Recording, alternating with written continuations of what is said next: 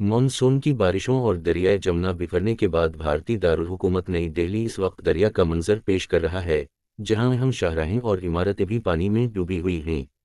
भारतीय मीडिया के मुताबिक गुज़श्ता रोज़ दरियाए जमुना के बिखरने के बाद हुकूमत ने तमाम सरकारी और नीम सरकारी दफातर समेत तालीमी इदारों को भी बंद करने का हुक्म दिया था।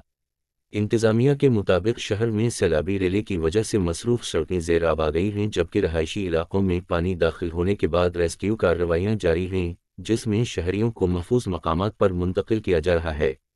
मीडिया रिपोर्ट्स के मुताबिक नई दिल्ली में सैलाबी रेला नई दिल्ली में कायम सुप्रीम कोर्ट में भी दाखिल हो गया है।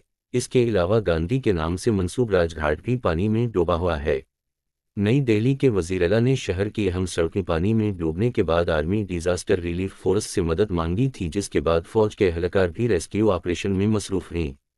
इंतज़ामिया का कहना है कि गुज़श्ता रोज़ जमुना नदी में पानी की सतह 208.66 मीटर तक रिकॉर्ड की गई थी, जिसमें मामूली कमी आई है और पानी की सतह 208.46 मीटर तक पहुंची है। उम्मीद जाहिर की जा रही है कि आज दोपहर तक पानी की सतह में मज़ीद कमी आ सकती है। दूसरी जानिब भारतीय रियासत हरियाणा और पंजाब में भी शदीद बारिशें हो रही हैं, जहां रेस्क्यू इदारे इमदादी कार्रवाइयों में मसरूफ़ हैं, जबकि रियासतों में मुख्तलिफ हादसात में अब तक 40 से ज़ायद अमवात रिपोर्ट हो चुकी हैं।